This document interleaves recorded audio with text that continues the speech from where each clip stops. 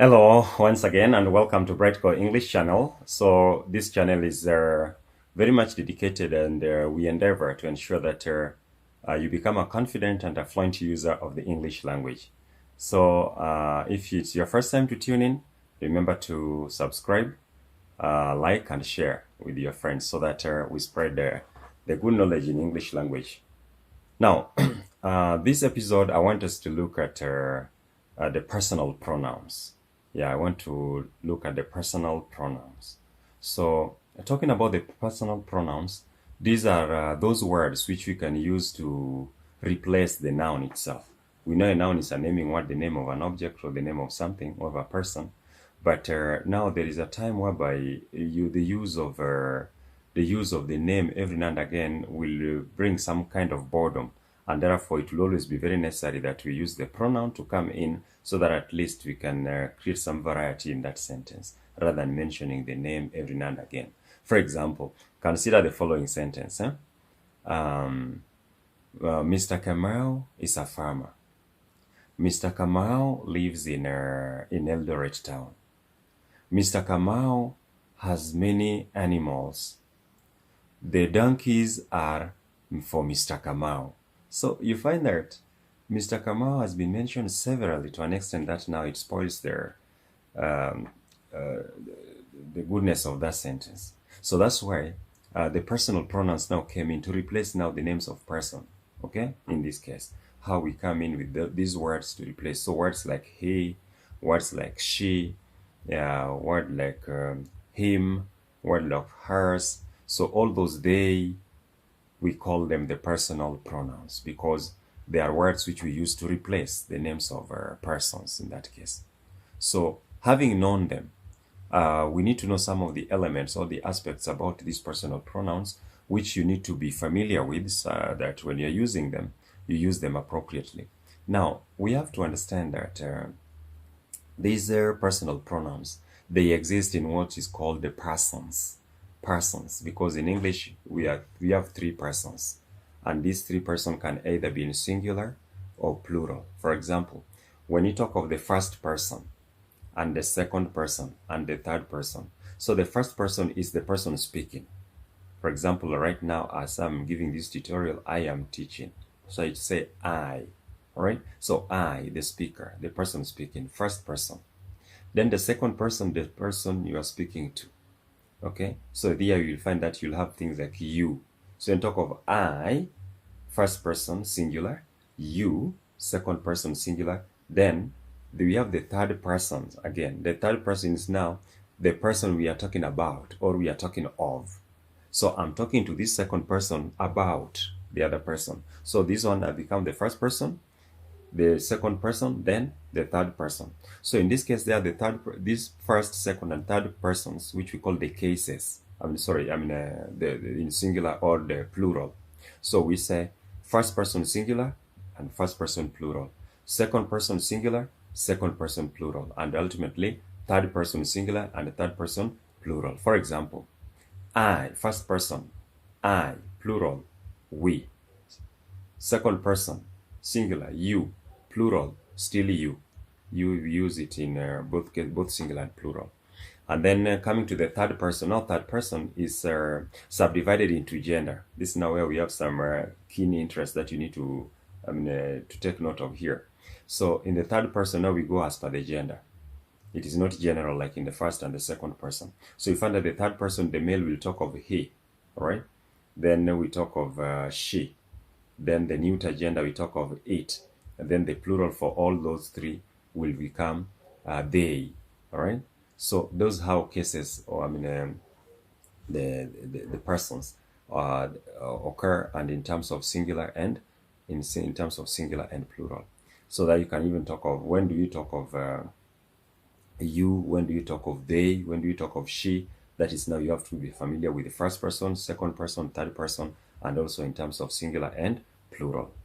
Now, having known that aspect of the case of the personal pronoun, we also need to know about the cases. Yeah, we have the cases. So these personal pronouns, all these that we mentioned, the he, the she, the him, the her, the hers, my, mine, and all those. So you find that all those, they appear in what we call the cases. And we have got the three cases that personal pronouns can take. And this one include one we call the subjective case. Subjective case, also known as the nominative case. Nominative or subjective. Then the second one we have accusative or objective. The accusative case or the objective case. Then finally we have what we call the possessive case. So we have the possessive case, or another name is the genitive, possessive or genitive. So whenever you're talking about the cases of personal pronouns, you have to know that there are three. We have the subjective, also known as the nominative. Number two, we have the accusative, also known as the objective. And then finally, we have the possessive, also known as the what? The genitive. Now, how will we identify that a verb is in subjective or nominative, or it is in objective or accusative, or in this manner?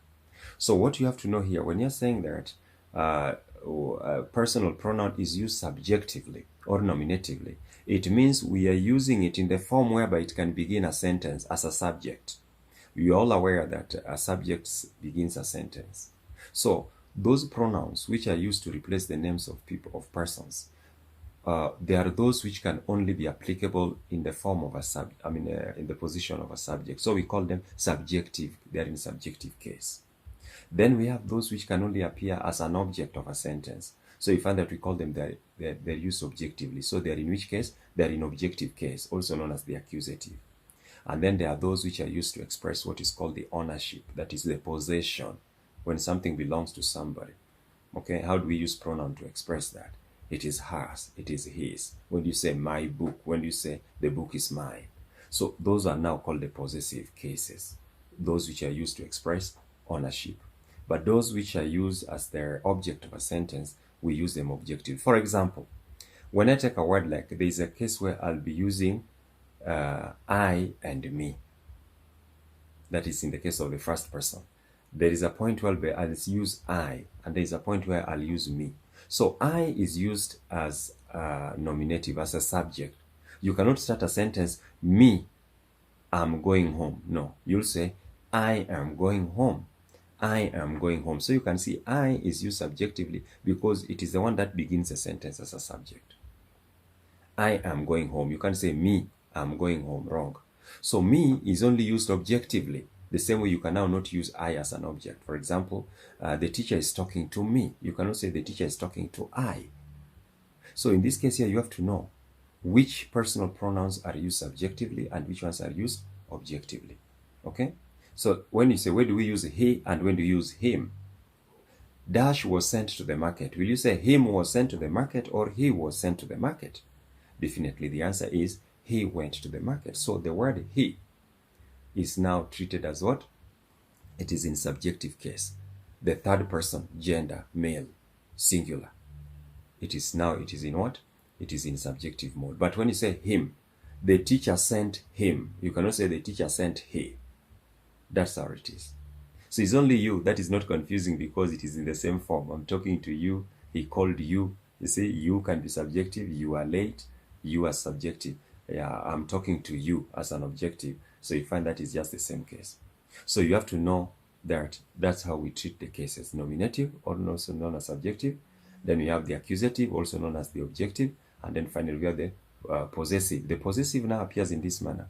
For example, when you say my book and the book is mine. So you can see with the first person, my, mine. Our, ours. Your, yours.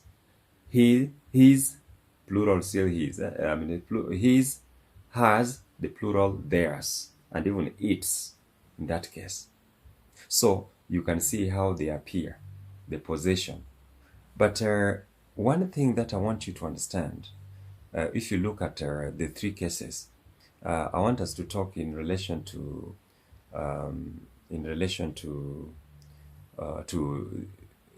let's say the use of the one for the gender. That's how it is breaking. Like in the case of the third person, we consider as per the gender. That's why you say first and second person, we don't care about the gender, they are general. And then the third one, you find that they have the what? They have their gender. We break them into gender. He for male, she for female, it for neuter. But the plural, they take what? They take they. Another thing that I want you to take note of here, look at the possession. When you're talking about the possession or the possessive case, you find that there are two forms there. And this is now where I want you to be very, very attentive, because there is some slight difference here and very confusing. We have the possessive pronoun, but we have also another one there. It's not considered as possessive pronoun, but we call it pronominal. It is called possessive adjective, meaning it is used as an adjective. Look at it this way: my and mine. Mine is the possessive pronoun, but my is a possessive adjective, which is non-pronominal, meaning formed from pronoun. So get the difference here. There's a difference between our and ours, my and mine, your and yours, their and theirs. So these ones without s at the end, my, your, her, their, we call them pronominals or possessive adjectives. They are used to express, they emphasize on the owner, the possessor, who possesses that thing. This is my book, meaning I am the possessor. But when I say the book is mine, mine is possessive pronoun, because possessive pronoun, it now emphasizes on the possessed. Possessive pronoun, what does it emphasize on? The possessed. For example, when I say the pen is mine, meaning what do I own? I own the pen. But when I say this is my pen, I am the owner. So what I'm insisting on there is that I am the owner. So possessive adjective expresses or insists on the owner, the possessor. This is my pen, I'm the possessor. But the possessive pronoun insists on the possessed. What is it that is possessed? For example, the pen is mine. What is yours? The pen. So you can see what they emphasize in this case. Otherwise, that's how we treat the personal pronouns. You have to know that they are used to replace the names of people to avoid the boredom. They exist in three persons, the first, second, and third, in terms of singular and plural. And then you also have the cases, the three cases that we have: the nominative or subjective, the objective or the accusative, and finally the possessive or the genitive. And you can see how you can take good care of it in terms of the pronominals and the possessive pronouns as far as the possessive case is concerned. Otherwise, see you in the next step of pronoun, because there are very many. There are around 7 of them. So we shall look at them bit by bit until we reach the last. Bye-bye. And remember, if you have not clogged into subscription, make sure that you hit that channel, that button, and you share and like with the rest. Thank you. See you.